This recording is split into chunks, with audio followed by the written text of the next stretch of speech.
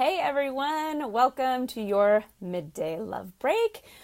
Woo! It is the day before Thanksgiving. Super excited to have you guys here today. We'll wait for a couple people to pop on.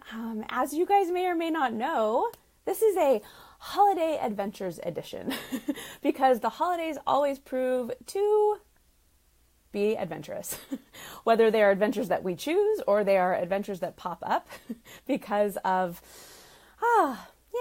just life and family and friends. So here we go, you guys. It is the day before Thanksgiving, and what we're going to do is we're going to be talking about how do we survive this?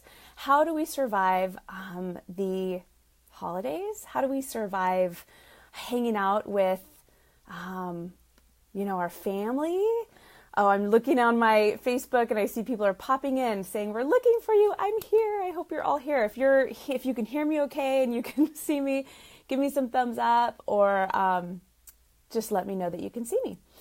And like I said, I'm just popping into my Facebook page and make sure you all can see me. Okay, there I am live with a big old grin on my face. Okay, so what we're going to do is we're going to talk about like how to really survive the holidays as well as visits with your in-laws, whether it's you who is going to visit them and showing up with your green bean casserole, or maybe you're hosting, maybe everyone is coming to you. So let's talk about this and get you feeling equipped. I'm not going to lie to you and say I'm going to get you feeling really confident or I'm going to get you feeling super pumped about the holidays if they've always kind of been a dreaded time for you, or if they're something that typically causes you anxiety. What I am going to promise is to give you guys some tools that you can actually use. Like, I'm going to ask you to use them today before Thanksgiving even comes, so that you feel more equipped and supported, because this is a really stressful time of year for so many people. If anything, it's stressful because you're having to be on, you're having to, whether it's being on in conversation or just being on because you're hosting, it's just a stressful time. So I want to make sure that you guys are feeling really supported through that. Hey, Tiffany, so glad you're here. Okay. So I have my notes here, you guys, just to keep me on task. I'm going to try to keep this to 30 minutes, but if you guys have questions, pop in, ask questions. I'll do what I can to answer them. So if you guys are anything like me, a major introvert, then small talk is excruciating. And maybe you're just not super close with your family or you don't see them all the time. So it's kind of hard to feel really connected to them and then feeling like there's an expectation to, like I said before, kind of be on and have those conversations. So again, my hope is to really equip you guys today so that you can master the art of listening and small talk, even if it's just for the holidays. For those of you who don't know me, hi, I'm Robyn D'Angelo. I'm a licensed couples therapist here in Southern California. I'm in Laguna Hills, California to be exact. And I just want you guys to know that, it is just my passion, and I have made it my mission to help couples all over this globe to master the messiness of couplehood, because boy, is it messy, and create your most epic relationship that lasts. And one of the ways I do that is coming on here every Wednesday, unless something comes up, and answering your questions. I get questions from people all the time. Hey, Robyn, can you talk about this on your Facebook Live? Robyn, can you talk about this particular topic, or I'm struggling with this in my relationship. Can you speak to this on the next midday love break? The answer is yes, yes, yes. So if you guys have specific questions, send them in. If I don't have the most up-to-date information, I will bring an expert on and talk with me, you guys. So again, don't be afraid to send messages out. This is actually a topic that someone wrote directly to me and said, Robyn, please cover this. And I said, you got it. Of course, anonymity is important to me, so I will never call you out and say, hey, this is a question from Jane over in Boston. So glad you guys are here. I just want to thank everyone who's here live, and for those of you watching the replay, woohoo! Super grateful. What else is there to be on this Thanksgiving kind of day before, Thanksgiving Eve? Okay, let's just dive in. Okay. Again, looking at my notes, wanting to keep us right on task. But I just want to start with, let's at least acknowledge how stressful holiday get-togethers are. They just are. Like I said, whether you're the one hosting or you're the one, traveling and showing up, maybe you're having to visit multiple families because of divorces and combining families. It is stressful. There's an expectation that not only will you be on, but that you'll engage in conversations and that you'll probably be polite and that you will be happy and grateful. And that's exhausting. So I just want to start by acknowledging that's kind of hard and it's pretty stressful. So give yourselves a little bit of grace, knowing that you might be pretty exhausted after the holidays. And that's pretty normal because you're...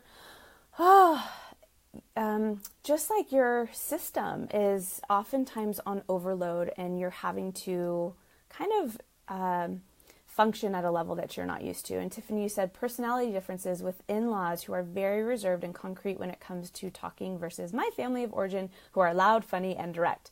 Awesome, Tiffany. I'm glad you brought this up. We're going to talk all about this. And if at the end you don't feel like you got your question answered, ask me again. So I'm going to dive right into the material, you guys. First thing I want you guys doing, make sure you have something to write with. I have 4 points that I'm going to stick to. So jot this stuff down, put some notes in your phone, and then just hang in there with me. I'm going to give 4 different areas that I want you guys to really listen to and see if this covers your questions or your concerns about surviving the holidays and visits with your in-laws. Okay, so the first thing is this. I want you to get comfortable.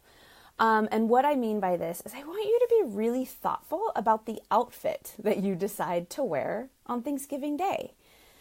This is really important because there will probably be pictures taken. Some of them are, candid, some of them are planned, but here's the thing. Oftentimes our stress level is directly related to our sense of feeling in control of something. So oftentimes with family get-togethers, whether it's at your residence or not, it can feel like, oh my gosh, I have so little control over where I'm sitting. I have so little control over who I'm talking to, whether I'm outside or inside, if there's kids running all around, if there's animals. Like, there's a lot going on that you probably don't have a lot of control over. So at least have control over being comfortable physically. Oh, I can't tell you how many times I've gone to events and I have chosen an outfit that I thought looked great, except I felt awful in it. And it was so hard for me to be present because I was worried about, how my sweater was bunching up and kept itching or things like that, or my shoes were killing me and I was on my feet the whole time. So I want you to really make sure and be thoughtful about your choice in what you wear. And let me tell you, people, there is no shame in elastic waistbands. None. I will probably be wearing leggings tomorrow and a long flowy top because I'm most comfortable in that. So at least you can control what you're wearing. So this really does get you started off with a better chance of being comfortable and enjoying your day. Tiffany, you said, oh my God, yes. I'm glad that is helpful. We forget about that stuff. It makes a big impact on our mood, especially when we're engaging in something like, Thanksgiving is typically we're overeating. We're eating way more than we usually do, or drinking way more than we usually do, and sitting around more than we usually do. So make sure you are comfortable. All right, that's number 1, you guys. Hope you're taking notes. Number 2, I call this the PIC plan. Make a PIC plan. Do you guys know what PIC stands for? Let's see if you guys can put it in the comments. Tell me if you have any idea what PIC stands for. You're going to make a PIC plan. And I know that the comments are kind of delayed on here, so I will just tell you guys what this means. This is your partner in crime plan. I want you and your partner to get on the same page, even if it's just for this one holiday, because a PIC plan basically says, babe, I've got you. I've got your back. We got this. So your PIC plan is your partner in crime plan. And I want you guys to do this before you even go to bed tonight. And try not to make it the very last thing you do before you go to bed, because you need a little bit of energy and mental just some bandwidth, mental bandwidth to engage in this conversation thoughtfully. So there's 3 parts to this, 3 really simple steps. So write this down. I'm giving you guys a ton of information today, but I do every week, so you guys are used to this. So number 1, tell your partner what your concern is, and try to limit this to like 2 to 3 things that you're concerned about for Thanksgiving Day. Okay, 2 to 3 things. Number 2, give them reasons why these are concerns, and make sure you do not criticize or blame your partner. This is about you. This is really, truly something that you are concerned with or nervous about. And you want to use like emotional language when you're talking about it. Like, this makes me really nervous, or this makes me uncomfortable, or I'm super, super scared to even bring up this topic, or I know this family member of yours is totally going to ask me about, when are we getting married? So just tell your partner what it is, the reason behind the concern. And like I said, if you use emotional language in it, it actually subconsciously gets your partner's brain like to buy in. Like all of a sudden they're like, yeah, like I really want to support you in this. So the third step, 1, 2, 3, there's only 3. The third step is come up with a game plan. You're going to do this by asking for input from your partner first. So it's something like, so what do you think? How do you think this would go? And then the next part is that you offer your input as well. So this is what I was thinking too. What are your thoughts? And I'll just give you guys like a real life example. For me, because like I've said, I'm such a big introvert, you guys, I was nervous because my husband's family, oh my God, they're amazing. And a lot of them are extroverts, which means they enjoy being in crowds. They enjoy like being around people, enlivens them and fills them up. Being around a bunch of people really drains me. So I was really nervous because I know every year they love to go do like the Black Friday stuff, like at midnight, Thanksgiving, they're out the door. And I was so nervous for them to ask me to come because I'm like the only one. And not only am I the only one, it's always like the wives or the girlfriends and the women that are going. So not only am I nervous about, being the only one not going because I was nervous. Here's the thing, you guys, and I know this is not just me, but I was nervous for how they would view me. I was nervous that they wouldn't accept me. I was worried that they would think I was strange or, everyone on my husband's side are all in Florida. And I was nervous that they were going to be like, oh, there's that, stuck up California girl, which of course they weren't. This was all my story, all my stuff, you guys. Remember, anytime this stuff is coming up for you, this is your story. It may be validated by some people's comments, but for me, it wasn't. So I just talked to my husband about like, you know how anxious I get going out to the mall anyway. I do not love going to the mall. I really don't want to go with them. What are your thoughts on the best way to kindly decline the invitation? Because I know they're going to, because they want to include me. They like me. They love me. They love me being in their family. So of course they're going to want to include me and not leave me out. So it's just really nice to be able to talk to him in this way, get his input, and then share with him some of my ideas. So those are the 3 steps in getting your PIC plan, your partner in crime, so that it feels like you and your partner are going in, you have each other's back. If there needs to be like a safe word where you say to one another like, oh my gosh, panda, you look at them and say panda and they know, oh, that means my partner's in trouble. I need to go over there and like try to save them from an uncomfortable conversation. Like set that up, you guys. So I want to make sure you have your PIC plan in place. You're going to feel so supported and so equipped to get through your Thanksgiving or any holiday. Okay? So far and I'm just checking my notes. So far we've talked about make sure you're getting comfortable, picking out an outfit that's very thoughtful for your day, creating your PIC plan so you feel really supported. And the next thing I want you to do is this. Be kind, but not accommodating. which might be a big one for a lot of women out there. We tend to be very accommodating. I don't know about you, but I grew up with the message that accommodating other people is good, that you are a nice person, you're sweet, you're thoughtful, you're putting others first, where those things aren't bad things.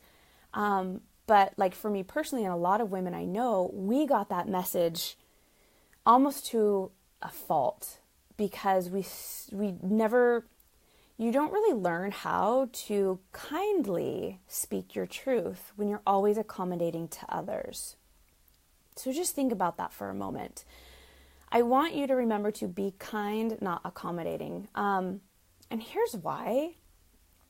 You're probably going to hear conversations that you don't agree with this holiday season. You're probably going to hear conversations that infuriate you, that hurt you, things that just hit you to your core, because we have family members that have very different belief systems than us, and some of them have zero qualms about sharing with you what they believe, and which is great. They have their beliefs, but sometimes they can be really hurtful. So I just want you to remember that at the end of the day, most people on this planet just want to be understood and accepted. Oh my God, you've met my sister, Tiffany. I feel like we all have a family member. And I know for me, like, I'm very liberal, and I know I have family members, and I'm sure in-laws and extended family who look at me and they're like, oh God, there goes Robyn talking about love and just be kind to everyone. And they can't stand it. And I just want you guys remembering that if you can just be kind and attempt to understand someone. Remember, you don't have to accept another person's belief as your own. You don't have to agree with things, but can you be kind? I just have a couple notes here because I wanted to give you guys examples of when you can be kind. When you're maybe feeling triggered, when you're feeling upset, or you're feeling disempowered, or even completely insulted, there's ways that you can still be kind and not accommodate and not step aside from your belief system. Here are a couple things that I just want you guys to maybe jot down. I wrote down a couple ways that you can say things, so I hope you find this helpful. Here's one example. I wholeheartedly disagree with you on this topic. Tell me more about how you came to this belief. You can say things like, I wasn't finished speaking. Can I finish what I was starting to tell you about? You can say things like, I understand what you're saying, I just don't agree with you. This is still being kind, you guys. You're speaking your truth, and you're just simply stating, I hear you. Because again, if you remember, 99% of people on this planet just want to feel like they are understood and accepted, not liked, by the way. There's so many people on this planet that really don't give a shit whether you like them or not. But if they feel like you hear them, that makes all the world of difference. Keep that in mind. Here are a couple other examples I wrote down of how you can be kind yet not accommodating. What you just said makes me feel really uncomfortable. And I love you. I just don't love your beliefs around this topic. So there's just a couple ways, you guys, because you're not going to make everyone happy. It is not your job to make everyone happy and comfortable. As a recovering accommodator, serial accommodator, it's taken me a long time to understand that it's not my job to make sure everyone is comfortable. And sometimes people are going to be uncomfortable with my thoughts and beliefs and ideas, and that's okay as long as I am expressing them with kindness. So I want you to keep that in mind, you guys. That was number 3, be kind yet not accommodating. And here's the last one, you guys. I want to talk about how to master the art of small talk, especially this Thanksgiving. And I love this acronym that I use with all the couples that I work with, that they really appreciate and comes in handy. I use this in my own relationship. I use this in all relationships, actually. And it's this: Write this down. This is a big one. A, B, C. Always be curious.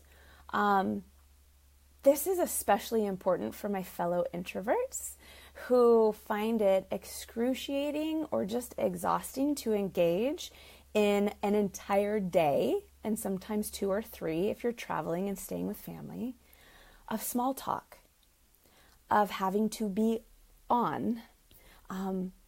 Simply get curious. Ask questions of other people. You have that posted in your office. ABC, I love that. Oh, I love it, Tiffany. It's a good reminder. So if you're asking people questions, you're getting them to talk about them. Now, that's not always ideal, but when there's maybe awkward silence, or you're sitting next to that like third cousin that you know nothing about, so it's really hard to even, it's like, God, what do I even ask this person?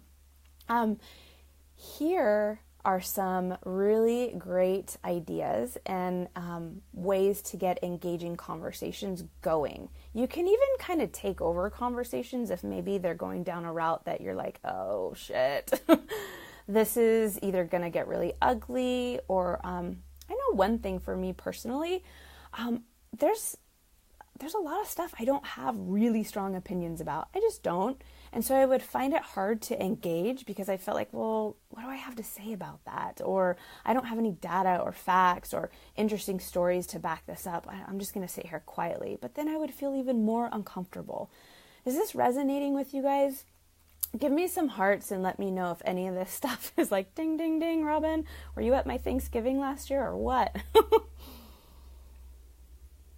It can be really hard, you guys, to be around even your own families. I know I said this is about surviving the holidays and in-laws, but man, this is just being around family. It can be really tough and stressful. So, okay, you ready, you guys?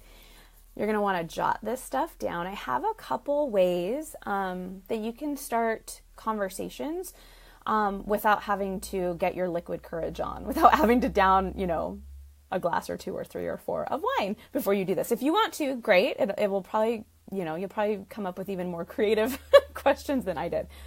But there are a couple specific ways that you can start questions out. So here's the first one. Get ready. Tell me about your ... Fill in the rest. Tell me about your biggest lesson learned in 2017. Tell me about your favorite place to vacation. Tell me about what you have planned for 2018. Tell me about you something. Okay? That's the first one. The second one is, what do you think about ... Now get ready. You're opening a door for opinions. So if it's something that you are interested in going back and forth and having some dialogue on, go for it. But remember, you can keep it light. So you can say things like, what do you think about this year's AMAs, the American Music Awards that were just on? I think Pink was doing a live set, like going down the side, scaling down the side of the Mandalay Bay in Las Vegas, where the shooting took place. I mean, I just saw a snippet of it, but I teared up. That was so emotional. And you know what I mean? So get it going. What do you think about this morning's turkey trot? If you have anyone who's running like a 5K or a 10K the morning of Thanksgiving, talk about that. Here is another question, you guys. If you could ... If you could go to any live sporting event in 2018, what would it be? And who's your team? And why? If you could have champagne brunch with anyone on this planet, who could it be? What would you ask them? If you could go back in time, I mean, you see what I'm getting at. If you could ... I have 2 more for you. Who do you consider ... Who do you consider the best late night TV show host? Who do you consider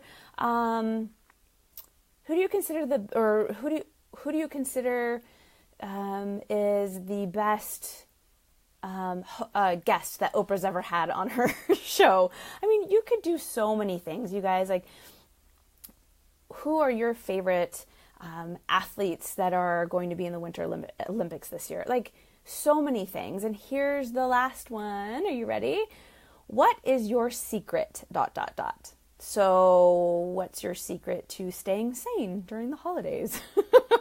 What's your secret to getting all your shopping done in time? What's your secret to this mouth-watering pumpkin pie that I'm eating? So there are just a couple of ways to get some engaging conversations going that you have some control over. And I'm wondering if you guys saw a theme there. Did you see a theme? They all include the word you. They're all asking the question, tell me about you, your ideas, your beliefs, your thoughts, your passions, your interests, your dreams. Tiffany, you said, what's your secret? Question sounds like trouble. Could be. Like I said, with any of these, disclaimer, get ready for what's about to come your way.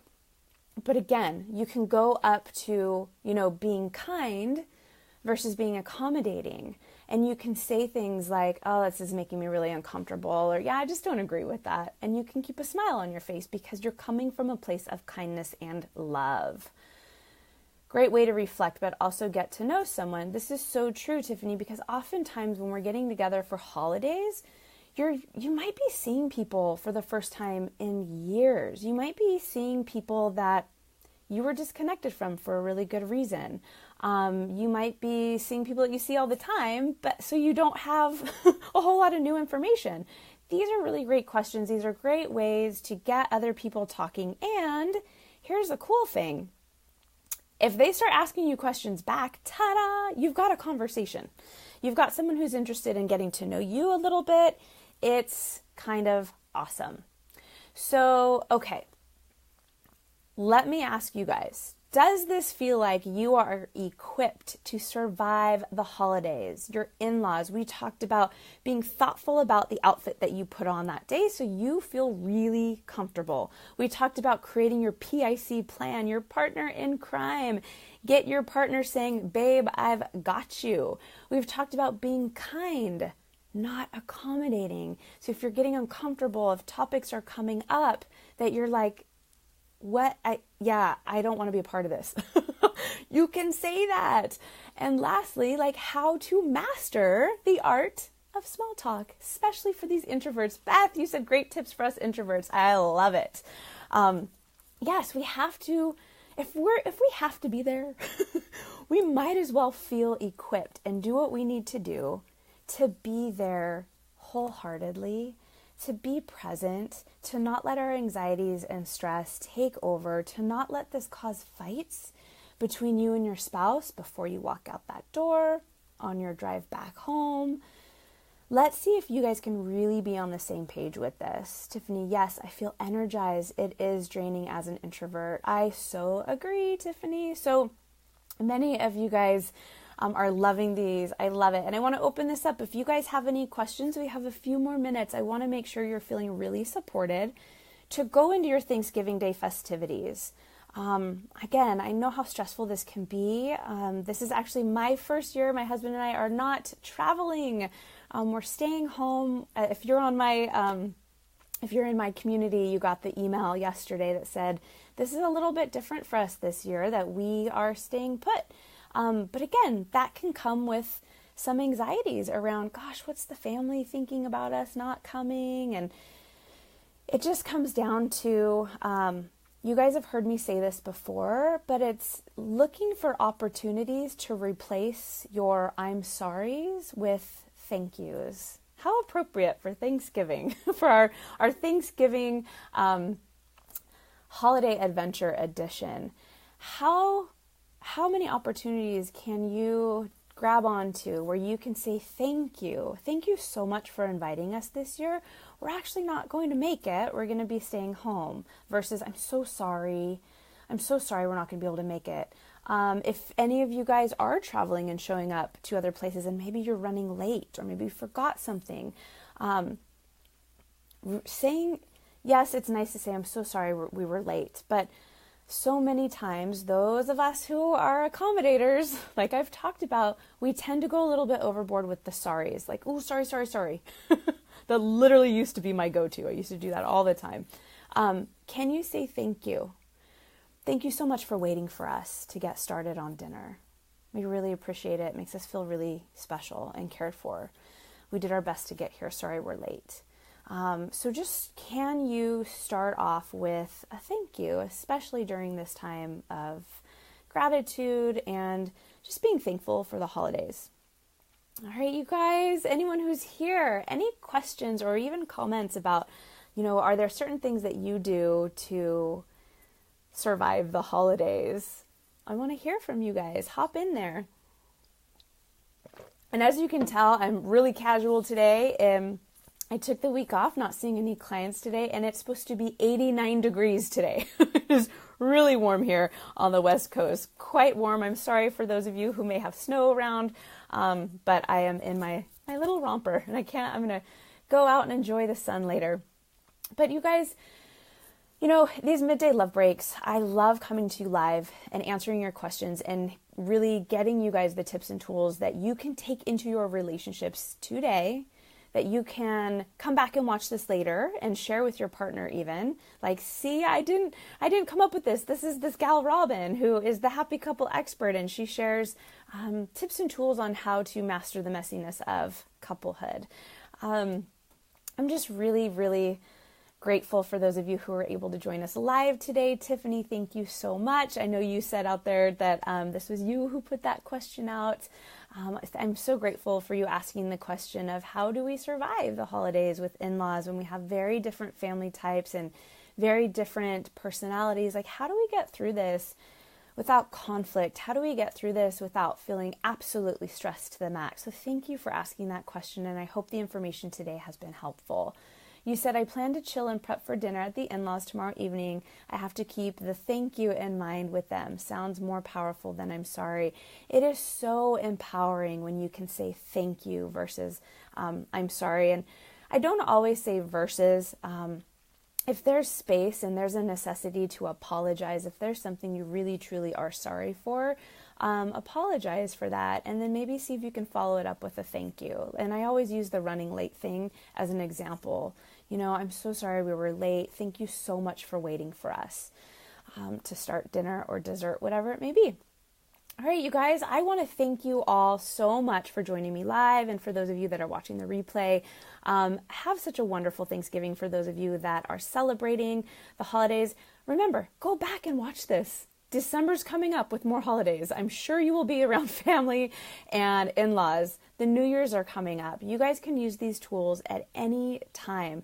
By the way, these are also really helpful with any kind of events that you have coming up. It doesn't just have to be friends and family. So I want to wish you all a very lovely, lovely Thanksgiving.